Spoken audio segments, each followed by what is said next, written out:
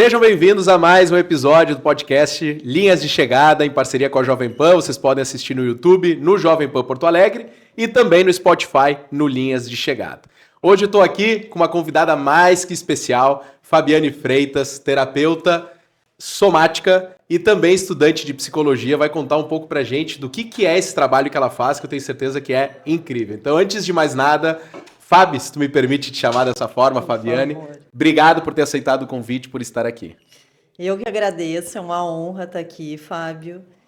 E a experiência somática, ela é uma abordagem, então, que trabalha a partir do sistema nervoso autônomo, que é a base, né, de regulação, onde a gente começa a aprender, né, através dessa abordagem.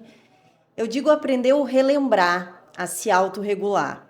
Tá bem. Né? Então, o que seria essa autorregulação? Emoções, sentimentos, em momentos de tensão, de estresse, ou até mesmo de algum trauma específico. Né? Tá, legal. De algum trauma específico, algum acidente, algum evento específico. Sendo que o trauma, ele não está no evento, né? Ele está no nosso sistema a partir daquilo que acontece.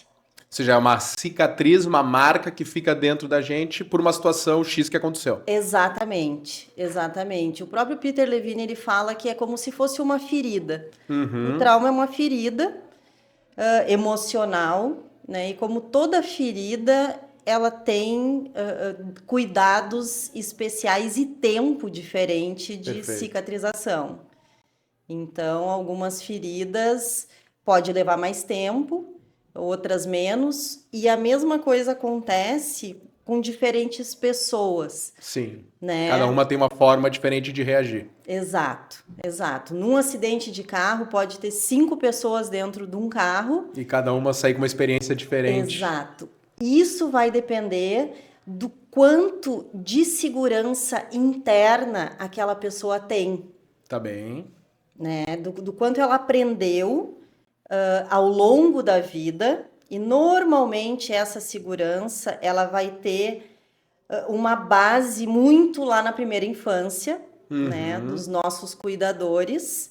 Se foi um vínculo seguro, né? A tendência dessa pessoa ter um senso de segurança maior. Legal. Né? Aonde a pessoa teve uma vida, né, um pouco mais insegura, ou com cuidadores inseguros emocionalmente. Sejam pais, sejam avós, quem criou, tu tá dizendo que eram os cuidadores. Quem teve mais presente. Tios, às vezes, tem famílias que os tios cuidam. Então, esse senso de segurança interna vai depender bastante também do quanto essa pessoa, o quanto nós recebemos ao longo da vida, né? Legal. E antes de a gente aprofundar num tema que eu conheço a partir de ti e adoro, porque eu não conhecia e entendi o quanto aquilo destrava muitas coisas do nosso dia a dia, eu acho que é legal o pessoal que está em casa, né, quem está nos assistindo, saber como é que tu chega, né, a atuar com a terapia somática hoje, né, com todo esse teu trabalho. Como é que a Fabi parou aí nesse mundo? No mundo da experiência somática, bom, eu parei nesse mundo como cliente. Porque é algo que não é normal. A gente fala de terapias, né? A gente vê psicólogos, psiquiatras, até outras, mas essa é uma que não é muito comum a gente escutar. Sim, tem um outro trabalho que eu faço, que é a terapia do psicotrauma orientada para a identidade, que é um trabalho um pouquinho mais... ele vai trabalhar com a psique, né? Na psique, como se tu olhasse a tua psique 3D, trabalhando o teu eu saudável, teu eu traumatizado, teu eu sobrevivente. Ele é só um pouquinho mais direcionado. Quando eu comecei a estudar essa abordagem, que é do Franz Ruppert, eu comecei a ler muito livro sobre traumas, né? Trauma psicológico, que é uma literatura que não é tão comum assim. Sim. Ela é muito específica. E foi quando eu me deparei com a Associação Brasileira do Trauma, que é uma formação... Existe, então, toda uma associação, que legal. Sim.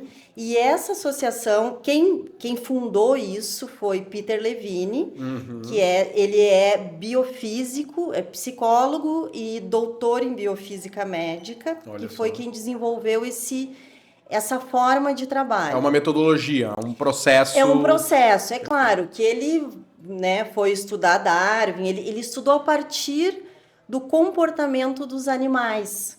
Então ele entendeu que os animais na natureza, eles não se traumatizam, mas eles têm um tempo, né? Por exemplo, uma presa quando vai pegar enfim, determinado animal, ele se finge de morto e congela, né? E até tem vídeos, né? Dá até para mostrar vídeos. Quando essa presa desiste, porque ele se fingiu de morto, ele toma um tempo até se recompor. Até se recompor, normalmente treme e segue a vida. O que ele entendeu, né? Que nós, enquanto seres humanos, nós temos nosso sistema nervoso, o que nos difere é o nosso córtex frontal, né? Mas o nosso reptiliano e o nosso límbico funciona mais ou menos parecido. Só que nós nos traumatizamos.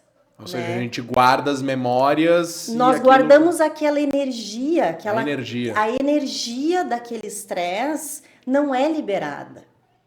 Né? Então, assim, o que acontece quando algo nos acontece muito estressor? A gente vai, né, se distrair, vai tomar um cafezinho, ou vai tomar um calmante, ou álcool, sim. Cigarro, né? A gente vê cigarro, são certos vícios. Mas a gente sempre tenta fugir daquele sentimento, daquela sensação desconfortável. Vou beber para esquecer. Exato. E o que a experiência somática faz?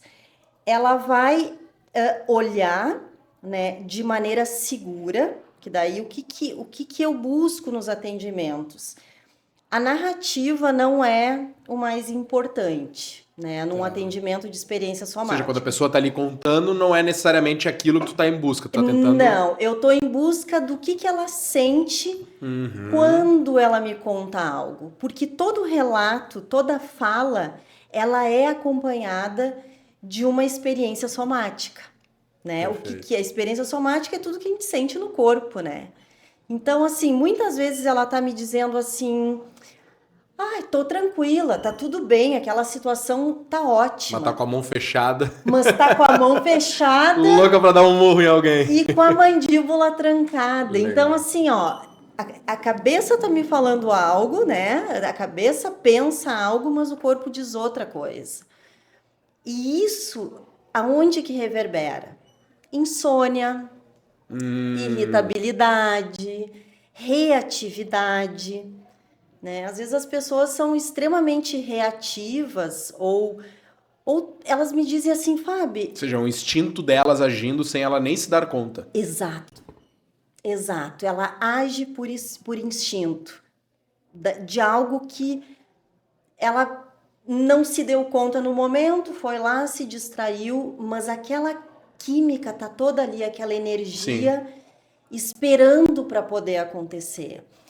Mas o próprio Peter Levine nos traz muito isso. O trauma é tudo aquilo que acontece rápido demais, forte demais ou por um longo período de tempo. Ou seja, pode ser o acidente de carro que é rápido demais, seria esse exemplo, por exemplo? Também, é rápido e forte.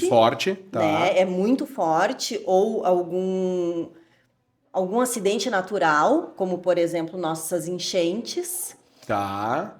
Um trauma que foi por um longo período foi a pandemia. A pandemia, perfeito. A pandemia foi um longo período. Que deixou muita gente mal, né, psicologicamente. E continua. Eu atendo pessoas mais adolescentes, assim, jovens adultos, que tiveram, durante esse período, né, se desorientaram, se desorganizaram internamente. E que até hoje isso... ainda reverbera no dia a dia. Reverbera. E tu que atende grandes empresários, profissionais, pessoas que, né, não se dão conta, mas eu acho que a partir do teu trabalho começam a perceber Qual é a maior descoberta que tu percebe, assim, que no teu atendimento essas pessoas têm? Teve alguma que te chamou a atenção? Alguma é mais comum do nosso dia a dia? É muito engraçado, assim, eu tenho um empresário, um grande empresário, que ele chegou para mim e ele era muito reativo. Mas muito reativo mesmo. Tipo aquele que sabe tudo, tem a solução para tudo, tipo não? aquele que se puder, ele briga no trânsito, Tá. ele... Ou seja, na vida dele ele é assim. Na vida dele é assim. Só que no trabalho isso era muito presente. Uhum. E ele tinha como algo até mesmo positivo, né? Só que não encaixava muito com a resposta do que as pessoas, né, davam para ele. Quando a gente começou a fazer esse trabalho, ele pegou e me disse assim, Fabiane, mas eu não vou ficar muito bonzinho? Eu disse, não, pelo contrário. Tu vai ficar com o teu estado de atenção muito maior e a tua criatividade vai ser maior. Perfeito. Porque se tu tem um sistema nervoso regulado, né, que nem a gente estava falando ali antes, o sistema nervoso é um sistema de relação. Sim. Né, a relação interna e como eu lido com essa relação interna vai reverberar no externo.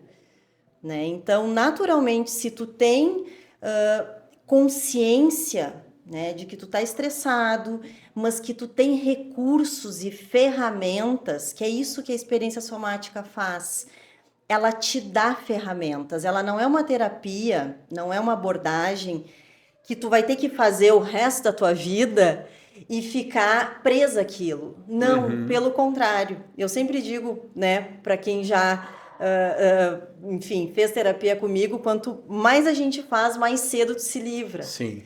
Porque a ideia é tu te empoderar do teu senso de segurança, né? E ir pra vida. E ir pra vida. Não é criar dependência disso. Sim.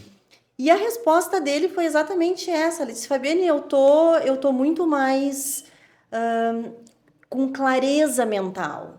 Ele disse, eu tenho clareza mental nas minhas decisões. E isso para ele foi nítido, assim. Agora, como me pergunto aqui, né, de alguém que é tão reativo, geralmente, posso estar enganado, mas talvez seja meio cabeça dura. Como é que é para ele enxergar que ele precisa ir nesse caminho e construir? Porque às vezes tu sabe, mas ele tem que descobrir esse caminho, né? Ele tem que chegar, né? Como que a pessoa vem pois até... Normalmente, né, por algum desconforto grande. Né? Bom. Normalmente, a insônia... Ela passou por algo ou tá passando por algo muito ruim. Ela passou por algo ou tá passando, mas hoje em dia, eu acho que, né, tá tudo muito agitado, tudo muito acelerado, pensamentos acelerados, onde a pessoa não consegue, né, ela já faz a terapia dela. Sim. E muita gente que eu atendo faz a sua terapia. Ou seja, não é uma coisa excludente. Não. São coisas separadas que se agregam. Que se agregam. Né? Tem pessoas que eu atendo que, né, são atendidos pelo seu psicanalista, seu psiquiatra, seu psicólogo e fazem ainda mais esse olhar fazem a experiência somática, porque tudo aquilo que eles conversam lá, eles trazem o sentir, né, para que a gente elabore de uma maneira somática aquilo que foi falado. Tá. Né? Então, como que eles vêm? Eles vêm a partir desse desconforto quando já está no físico. Entende? Quando o pensamento está muito acelerado, insônia, às vezes, né, alguma reatividade onde começa a ficar desproporcional com a realidade. Tipo, algum exemplo assim mais clássico? Assim, às vezes uma bobagem. Esse copo tá fora de lugar e a pessoa explode. Sabe? E não só... E acontece, né? E acontece. Né? Não só no trabalho, como em casa com amigos. Então, é bem comum. Sabe que eu conheço teu trabalho, né? E sou grande fã, recomendo, pessoal, porque... É um trabalho diferente do que a gente está acostumado a ouvir primeiro, que é a ideia da terapia. Eu sou um grande fã da terapia, faço análise, enfim. Entendo o quanto tudo aquilo me ajuda, mas quando eu conheci teu trabalho, até foi interessante porque foi muito perto de um livro que eu estava lendo, que falava do quanto a gente mudando o nosso comportamento nas coisas que eu fazia, mexia e como era até minha postura, aquilo mudava depois o meu pensamento. Então era um processo inverso. E eu achei muito interessante, porque geralmente na terapia a gente está indo para olhar a cena, como eu estou reagindo, como é que eu me sinto, né? Para depois ver que as coisas podem mudar. Só que aí eu vi, pô, tem uma via de mão dupla aí que dá para fazer. Isso para mim que me chamou muita atenção. Porque é justamente essa via que nós trabalhamos, de baixo para cima. Ou seja, eu abro a mão e relaxo para que depois o cérebro possa entender. Tu não precisa estar em tanto alerta. Porque o alerta, o estresse, ele causa distorção cognitiva. Sim. Né? Se, por exemplo, se tu enxerga uma escada de 10 degraus, aonde tu dormiu mal, aonde tu tá com teu pé machucado, aonde tu já caminhou 30 quilômetros, uma escada de 10 degraus é uma eternidade. É uma eternidade. Então, aonde tu tá tranquilo, aonde tu tá regulado, 10 degraus tu sobe dando risada. Entende? Entendi. Então, a experiência somática, ela trabalha de baixo para cima, né? Do sentir, que daí vai de encontro exatamente com o que tu tá falando. Quando tu muda o teu sentir, tu muda a forma de pensar. Por isso que eu falei, eu recomendo, pessoal. Quem quiser conhecer, tem transformações bem interessantes. Mas tem que se permitir, né? Porque eu lembro que no início, quando a gente começava a fazer as nossas sessões, era algo, não era desconfortável, mas era algo desconhecido.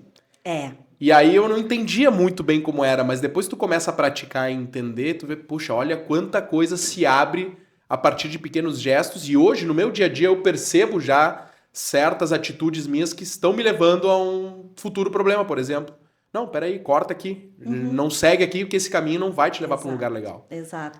Porque quando a gente, né, tem questões emocionais como medo, raiva, o que a gente tem mais cuidado? Se a gente vai sentir exatamente aquilo, a gente tem medo de morrer, de desaparecer, né? E nesse trabalho, a base dele é resgatar o senso de segurança, né? Ele vai acontecer a partir do momento em que o teu sistema nervoso autônomo se sentir seguro. Não é a partir do que tu sabe, não é saber-se seguro, é sentir-se seguro. Tá. Entende? Então, não basta tu saber. Porque a pessoa que ela chega até, né, até o meu trabalho, ela com certeza, né, foi indicada e sabe que tá tudo certo. Mas quando a gente entra em contato com o sentir, né, vai para aquele lugar do indizível. Aquilo que eu não sei o que né, não sei o que é, mas estou com um aperto no peito, isso está desconfortável. Ou o frio na barriga que a gente sente, né? O frio na barriga, o pescoço, que é uma área, né, de muita informação, porque é o nosso primeiro sistema de orientação. Lutar, fugir ou congelar, começa por aqui. Garganta, pessoa sem voz. Garganta, coisa, pessoa né? sem Você tá voz. falando, eu tô lembrando de várias coisas. Tem muita coisa. Então, muitas vezes a pessoa diz assim, Fabiane, eu fico nervosa e o meu pescoço simplesmente trava. Só que para a gente chegar nesse trabalho, a gente precisa encontrar nessa pessoa aonde está aquele senso de segurança interno, que muitas vezes a pessoa não tem, sabe? A gente precisa criar juntos. E é uma caminhada em conjunto, eu digo, olha, a gente vai para uma aventura. Sim. Porque tu pergunta às vezes para uma pessoa assim, me descreve um lugar seguro, né? Onde tu te sente seguro, onde tu consegue imaginar que tu vai estar seguro se tu precisar. E a pessoa não consegue trazer. E a pessoa não consegue. Mas isso quer dizer que, por exemplo, nem na casa dela ela está encontrando essa segurança, por exemplo. Exato. No trabalho também não. No trabalho também não. Porque muitas vezes, Fábio, se tu perguntar para um número bem expressivo, às vezes, de pessoas, quem na tua história quando tu era pequeno, por exemplo, sabia dos teus medos, né? Quem sabia dos teus medos? Sim. Tu conta nos dedos, assim, quem diz assim, não, fulanas, né, minha tia, minha mãe, minha... Então, assim, esse senso, essa falta né, de referência segura, ela não é... A vida adulta, na verdade, ela é muito menos adulta do que a gente imagina, gente só fala da né? infância, né? Exato. Então, assim, é claro que lá é onde foi todo o processo formativo que está na nossa fisiologia. Um exemplo clássico. Menino engole o choro. Menino não chora. Entendi. Né? Agora também a gente pode ir para um assunto meio polêmico. Menino é permitido chorar e menina ficar com raiva já não é tanto. Eu ia te perguntar da raiva, mas... A raiva. Mas o menino é muito mais validado quando pequeno ter raiva do que a menina. Mas o que acontece? Quando o menino começa com o choro com a manha, engole teu choro, né? Menino não chora, para de mimimi. O que acontece na fisiologia dele? O teu corpo está tentando trazer uma emoção para fora e ele está reprimindo isso. E ele está reprimindo, só que à medida que ele reprime isso, toda a fisiologia dele precisa se reorganizar para que aquele choro não saia. Né? Toda a fisiologia precisa se reorganizar para aquele choro e fica aqui trancado. Né? A menina também. A menina, quando vai gritar ou vai ficar com raiva, tipo, que coisa feia, né? Tá gritando. Todo o sistema dela precisa se reorganizar para sustentar aquilo ali. Eu fui discutindo e me veio um exemplo na cabeça que esses dias eu estava conversando com uma pessoa de quando meu primeiro filho, né? Que quando nasceu, bom, tu não sabe nada, e aí na maternidade me disseram, olha, bota esse paninho, enrola ele, os bracinhos juntos, deixa bem apertadinho para ele sentir que ainda está na barriga da mãe. Ok? Não sabia nada, fiz isso. Só que olha que interessante, depois do teu trabalho, eu começo a enxergar certas coisas que antes a gente não percebe. E o que começou a me chamar a atenção no meu filho, hoje já mais velhinho, né, com 3 anos, que eu tiro ele do banho com a toalha, eu boto a touquinha e abraço ele com a toalha e ele se desespera. E ele não gosta de jeito nenhum. Até tirar os braços e abrir os braços, ele não consegue ficar com os braços enrolados na toalha. Aquilo começou a me chamar a atenção, eu falei, pô, mas por que será que ele não gosta e tem raiva? E me veio essa imagem lá do passado. E eu fiquei, tô te falando, até te perguntando, pode ter relação com isso dele se sentir preso, porque quando ele era pequeno, ele era preso, de algum modo, e hoje ele precisa estar livre, só que ele tem 3 anos, ele provavelmente não sabe o que tá acontecendo. Sim. Com semanas, ele também não sabe o que aconteceu. Mas essa é a marca que ficou nele? É isso que tu tá trazendo? Exato. Essa é a marca que ficou no corpo dele. E ele vai responder isso, ele já tá te dizendo, o corpo dele já está te falando. À medida que tu enrola essa toalha e que ele se desespera, o corpo tá dizendo, me solta. Né? Ou seja, quais são as coisas que nos desesperam hoje em dia que a gente nem sabe. Que a gente nem sabe. E isso pode ir muito mais profundo, né? Porque assim... Até antes dos 3 anos, nós não temos uma memória declarativa, mas está tudo ali. E pode ir um pouquinho mais, né, profundo, que é a gestação. Né? Que também faz parte, né? Ele já sente ali, né? Que também já faz parte, porque tu imagina que se aquele bebê tá ali, né, naquele líquido amniótico, onde tem toda aquele monte de hormônio né, e química, né, do estresse, aquele bebê está sentindo as emoções da mãe. Então, ele já está em contato com muita emoção e sentimento daquela mãe. Sim. Que se for organizado, ok, mas se não for, já começa daí.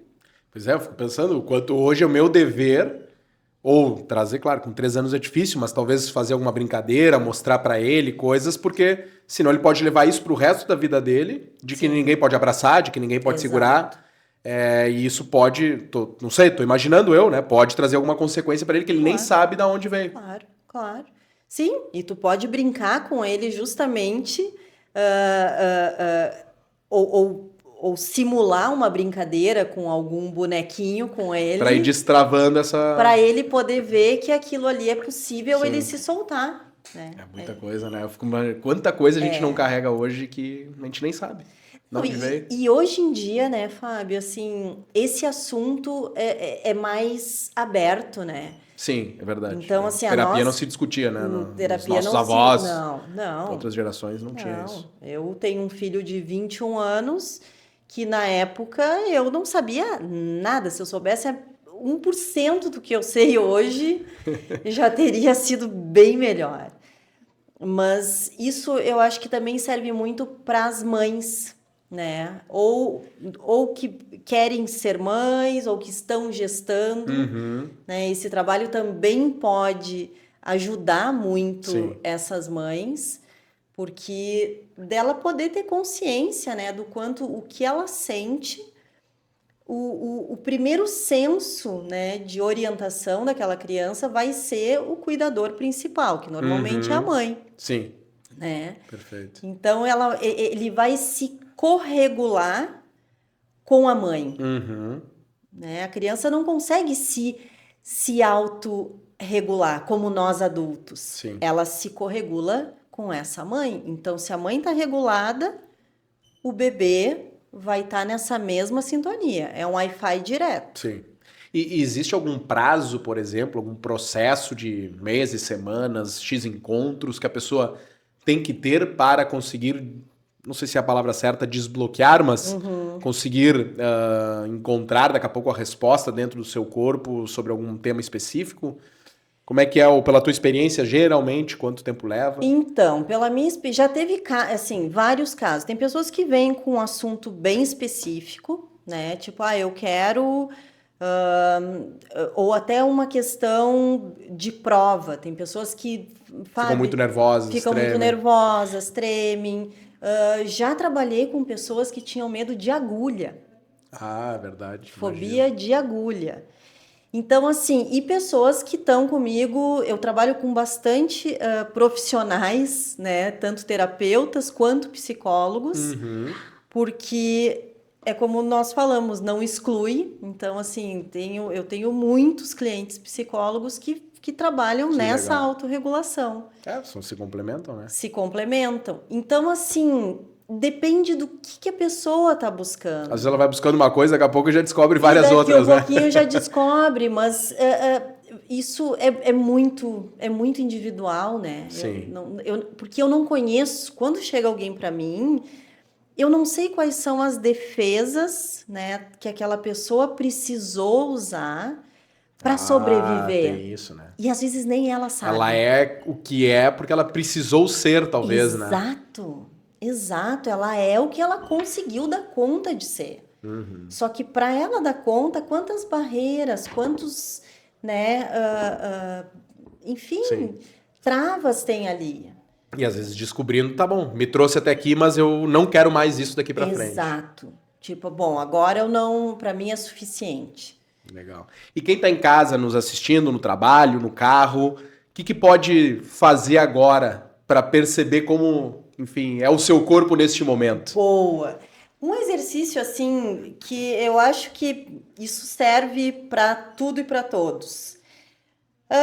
Levar atenção para os apoios, né? Levar atenção para os pés no chão. Ou seja, botar os pés no chão. Botar os pés no chão, apoio, né? Os isquios, o bumbum, a coxa. Tô me ajeitando aqui já também, ó. Eu também. Se a pessoa está dirigindo, né?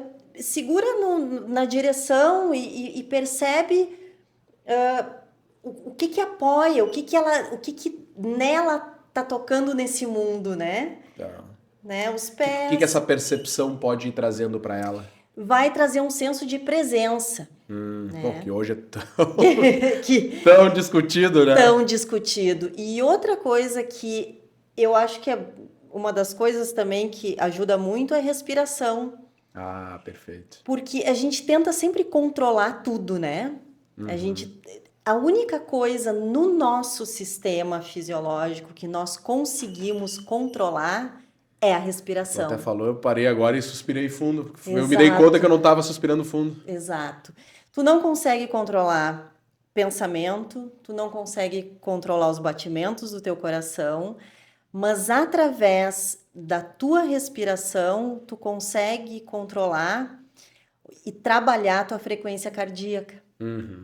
Então, tu consegue baixar ela a partir da tua atenção.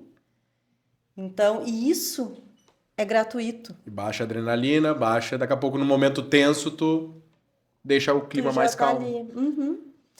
E não é inspirar, é expirar longo. Não é, né, puxar o ar. E isso pode ser feito em qualquer lugar.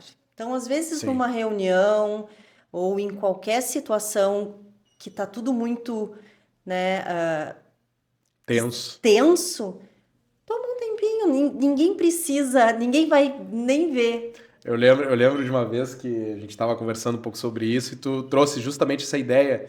Eu vivia na época, né, algumas reuniões mais conflituosas e eu lembro que tu falou da importância de, às vezes, tu conseguir sair e só molhar a nuca, um pouquinho de água fria. E aí eu lembro que aquilo já voltava em outro estágio. Eu pensava de outra forma já não entrava naquele looping que tinha do estresse daquela reunião e eu voltava, só pedia, pessoal, com licença, eu preciso ir no banheiro rapidinho, eu já venho. E aí eu lembro que acalmava e voltava diferente. Então, é isso, né? Quando tu te conhece, é mais fácil tu saber como te comportar diante das situações, né? Claro, e tu vai descobrindo o que funciona pra ti. Tu pode ir lá e lavar tua mão numa água gelada, fica ali, e é isso que nos traz para esse senso de poder mesmo, né? O nosso corpo é o nosso aliado, mas a gente precisa conhecer ele, né? O que funciona para mim no momento em que eu tô sentindo que eu tô perdendo o controle. Né? E a história, já que a gente tá caminhando aqui pro fim, mas a história que tu colocaria num livro, assim, que tu viu, claro, sem nomes, né? Mas que é uma história que te marcou muito. Tem alguma que vem na tua mente? Eu imagino que deve ter várias, né? Tem várias. Mas aquela, assim, tem uma que... olha, para explicar bem o que é a terapia somática, aconteceu isso, assim. Então, é que tem algumas que eu não sei se é só da experiência somática, porque o próprio Peter Levine, ele tem agora uma autobiografia dele, que ele fala que às vezes a experiência somática também é um resgate de alma. Tá, legal. Né? Então, quando a gente trabalha, tem uma história, assim, que eu colocaria num livro, que é um resgate de uma família, sabe? Que é onde uma pessoa chegou para mim, né, buscando se trabalhar, simplesmente reverberou, né, na família toda. Um comportamento dela, uma pergunta que ela foi lá e fez para um familiar, foi desenrolando algo que não teria talvez acontecido de outra forma. Sim. Mas por quê? Porque ele encontrou a segurança nele de olhar para aquilo. Interessante. Entende? E aquilo mexeu com todos à volta. E aquilo mexeu com todos à volta. Porque reverbera. Quando a gente se cura, a mesma coisa quando nós temos alguém doente na família, né? Isso reflete em todo mundo. Sim. Da mesma forma é quando a gente consegue olhar para algo que antes era difícil, ou que era tabu, ou que não era falado. Né? Então, assim, essa história eu ainda poderia trazer ela com mais detalhes, mas ela talvez seja um pouco longa. E doenças, por exemplo, podem estar atreladas a isso também? Sim, fibromialgia, dores crônicas. É claro que a gente sempre tem que, né, olhar com muito cuidado, e eu sempre digo, vai no médico, faz exames, a gente não pode ser também inconsequente. Mas tem uma opção também que pode ajudar. Tem ajudar. Eu tenho casos, inclusive, de pessoas que tinham dores de fibromialgia e que estão vivendo uma vida hoje relativamente bem tranquilas, assim, com a dor. Sim. Com certeza. Porque depois que tá no físico, a gente vai ter que olhar para o físico também. Sim, né? Não dá para ser negligente. E negar que a medicina está aí para nos ajudar. Não, com certeza. Mas tem outras formas também. Eu te escutei, tu falou em alguns momentos da como é que é de não dormir? A insônia. A insônia. E eu me lembrei de um professor que eu tive na faculdade que me disse um dia assim, né, para toda a turma, senhores, vocês não têm noção a ideia do poder que é poder dormir à noite. Aquilo bateu de um jeito para mim que é tipo assim, cara, minha prioridade é dormir. E eu vejo hoje grandes amigos, pessoas conhecidas, enfim, que reclamam de insônia, não dormem. E no fim, eu imagino que seja isso. A gente está levando problemas, coisas que a gente fez ou dos outros, seja lá o que for, que a gente não está conseguindo lidar pro momento da cama e aí não consegue dormir. Né? E aquilo para mim falou, eu preciso resolver os meus problemas acordado para que eu possa dormir de noite. E dormir de noite para mim significa que eu terei uma melhor qualidade de vida, mais disposição, uma série de coisas para performar em trabalho, enfim. É algo que para ti também é recorrente, essa questão da insônia? E existe, para o pessoal que está nos escutando, até pegando esse caso, o que eles podem fazer como um exercício para tentar dormir um pouco melhor, pelo menos? Na verdade, a gente daí seria talvez um outro podcast, porque a questão da insônia é bem profundo, né? É bem profundo. E, claro, tem a autorregulação, né? Vamos fazer experiência somática. Sim. Porque tem toda a higiene do sono, né? Para ti ter uma noite de sono bem dormida, ela não começa ali às 10 da noite. Sim. Ela começa quando tu acorda, né? O teu sono, ele é um reflexo do teu dia. Ele é o resultado do que tu foi gerenciando, te autogestando ao longo do dia. E realmente, uma noite de sono, para que no outro dia tu tenha capacidade, condições de se regular, vai reverberar diretamente. Sim. Então, autoconhecimento começa por se conhecer e saber se regular. Do contrário, a gente só tem muita informação. Sim. Ou seja, a presença que a gente tanto fala hoje em dia, né, com os outros, também começa dentro de nós, né? Só começa com nós. Não tem como tu ser presente com o outro se tu não tá presente contigo. E o que é legal disso é que isso se aprende. Sim. Isso é uma habilidade. Sim, eu acho que esse é o negócio, né? Essa é uma habilidade que a gente aprende. Quem sabe, quem está nos escutando já é o ligar a chave para atenção. Exato. O que é isso? Aí começa a ler, procurar. Exato. Tem muita coisa boa para ler, mas trazer a consciência para o seu corpo. O corpo é o nosso maior aliado. Pessoal, eu falei que tem muita coisa, né? Que ia ter muita coisa aqui pra gente explorar. Obrigado, Fábio. E eu acho que é legal, antes, né, para quem quiser entender um pouco mais na prática, no dia a dia, onde é que o pessoal te encontra? Nas redes sociais? Nas redes sociais, no Instagram, Fabiane com _Freitas. Tá. E basicamente ali. Então, e ali tem meu telefone. Manda mensagem, marca, escutei no podcast, quero falar com a Fábio, quero entender o que está acontecendo aqui no meu corpo que eu não sei. Não me conheço. Exato. E é mais comum do que tu imagina. Eu tenho certeza disso. Fábio, obrigado por ter vindo, ter trazido tanto conteúdo, tanta história, conhecimento, por ajudar tanta gente e tantos empresários também, né, que esse podcast acaba indo mais para este lado. Porque ser empresário às vezes é um desafio solo e a gente estar solo e ainda não se conhecer é um desafio maior ainda. Então, quem sabe a gente se conhecendo, como eu vivi, pode ser um passo inicial aí para uma grande e linda jornada de sucesso. Então, obrigado por ter aceitado estar aqui. Eu que agradeço. Tá bem. Pessoal, este foi mais um episódio do podcast Linhas de Chegada. Obrigado por terem assistido. Curtam, comentem, compartilhem no podcast Linhas de Chegada e no YouTube no Jovem Pan Porto Alegre. Muito obrigado.